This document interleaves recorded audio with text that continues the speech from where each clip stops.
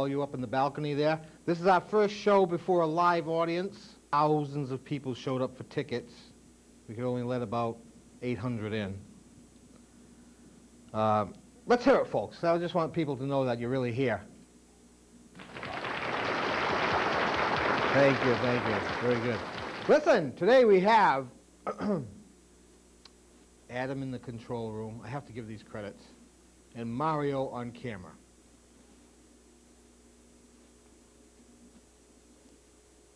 Thank you. Now, today in honor of, this is summer, vacation. Let's take a little trip to Vacationland, USA. And where is Vacationland, USA? Audience? Maine. Our neighbor to the north. Land of the moose, the black bear, the black flies. Well, what's Maine? Let's face it, Maine is lobsters, Maine is lobster pots, Maine is boats, Maine is the seashore. So that's what we're going to do today. Pleasant, serene little piece of Maine, vacation land. Okay? Boat, dock. And I got a surprise for you at the end of the show. All right, here we go. Let's establish, so you make believe you're sitting there at your canvas and you're looking out over a scene and you're trying to lay it out as to how you're going to work. What's that? That's my horizon line. That's where the sky basically meets my water. You see? I want to establish that right off the bat. Over here, I'm looking at, in my imagination here, a dock with the pilings. Here's the pilings. There's one. And as they often do on the corner of a dock, they put more than one piling. This one here is slightly behind the other one. Oh yeah, here's the dock. Now I'm going to put in lightly, because I'm going to have a boat over here, another piling. See, now the dock, this is where the dock is sort of, this is the corner of the dock, so it's fading away from me at this point. Very lightly. I'm sketching these things in very lightly because I'm going to have to draw over them and behind them and in front of them. So here's the dock. Lightly I'm going to put in another piling here. Now this piling is further away from us than these in the corner. So it will appear shorter and it will appear a bit less massive because of perspective. Okay? Perspective is sort of going away at an angle like this. So my next one will be something like this. I'm going to put it in very lightly. All right? Over here, going this way, we need another piling here. Something like that. I sketched lightly at first, as I said, not only because things are going to go in front of it, but because I might want to change something. Maybe make these pilings longer. They have pretty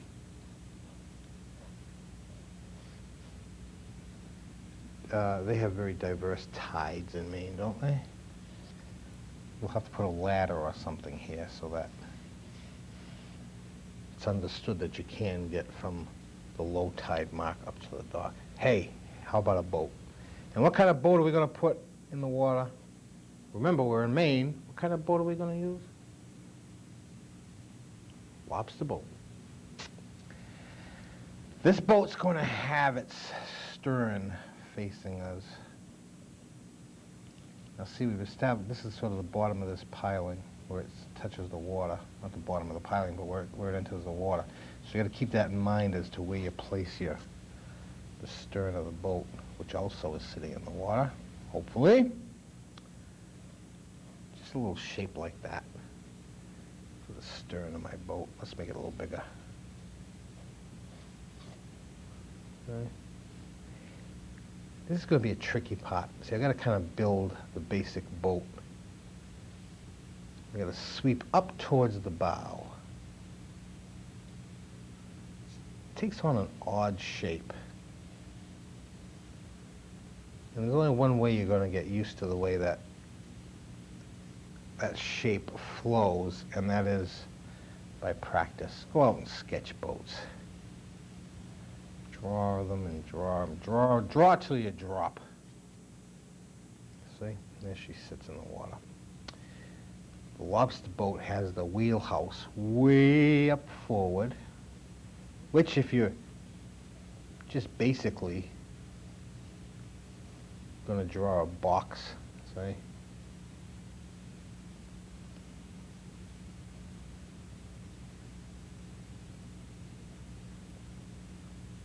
It's a box with a little roof on it.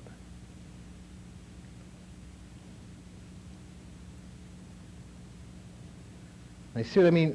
When I drew this boat, see how I drew the bow of it and the way it sweeps, etc.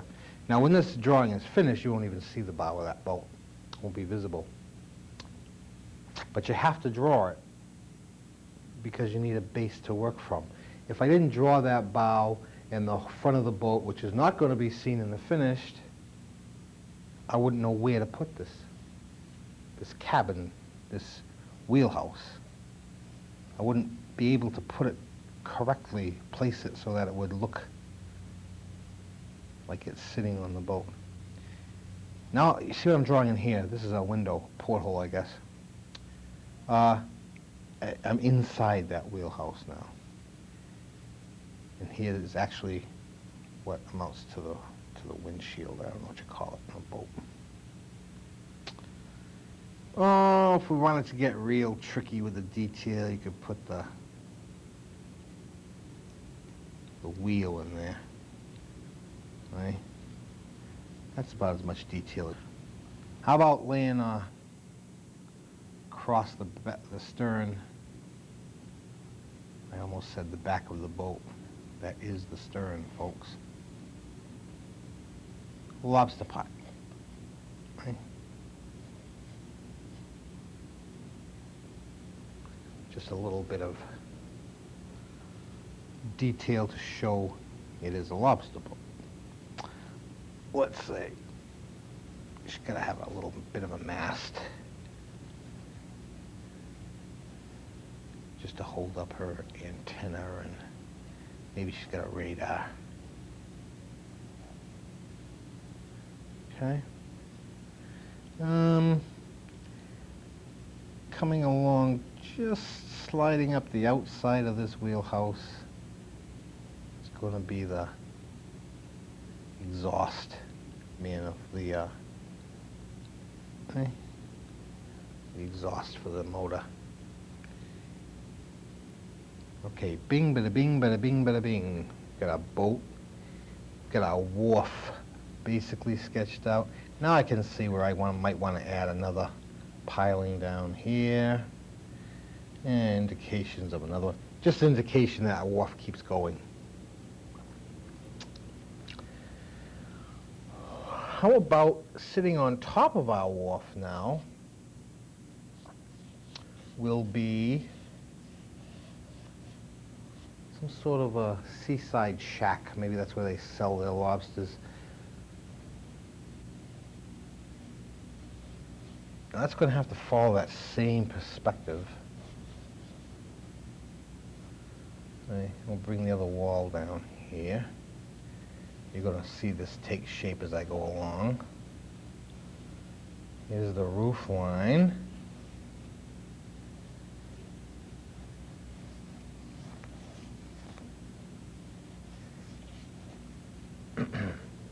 And some of you are saying, how does he get it to look like it's in the correct perspective? Shame on you for missing my previous shows on perspective.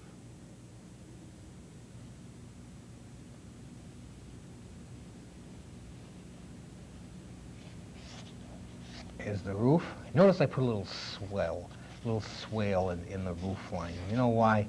Because, of course, that's an indication of a not too well-built roof or a very old roof, but it's quaint, and it has that feeling to it. You know, that rustic.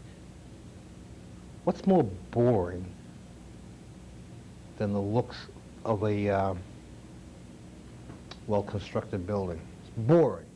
It's good to have, but it's boring. All right, here's the thing. See, even my window, I'm going to put a little opening up here, a little window. Maybe the large warehouse type door here. That's got to follow that same perspective. Basic elements so far. We've only got our basic elements. I got a little bit carried away in putting detail in my boat down here, but we'll get to the real detail later. What we need is another boat over here, along this side of the dock. How about another very picturesque type boat called a Swampscott dory. This is the type of boat you might see that looks like it has two pointy ends. A little bit of a complicated shape, as most boats are. Most boats are complicated because there's so many bends and twists, and we're used to looking at buildings with square corners and sides and a top and a bottom, and boats are curved, and then they curve this way, and they curve that way, and they get narrow to the bow, and they're difficult to relate to. So the best way to learn about them is just go out and sketch them until you get it right. And once you get it right, you'll know what you were doing wrong. Let's see, the side of this boat will come in like this. Right? Swampscott dory. And the side. I'm going to tell you why this boat is shaped like this too.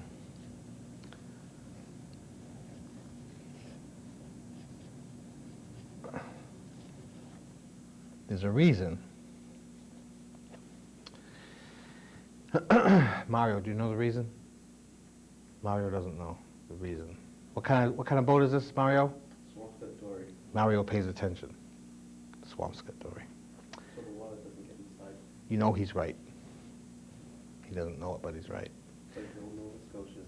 That's right. The Swampscott dory, see how that's pitched way in, the sides are pitched way in? Because she's very narrow at the bottom, at the very, very bottom. These were used by the fishermen, you know, like the Gloucester fishermen. The schooners would set out these boats, and they'd go out on these boats, and the fishermen would throw out their nets or their long lines. Okay? Well, they'd have to haul these nets and long lines in by hand. These are not huge boats. I mean, there's like 2 men to a boat. Who is it? Winslow Homer did a famous painting of 2 men out in a Swampscott dory. Anyway, they'd have to haul their long lines or their nets in.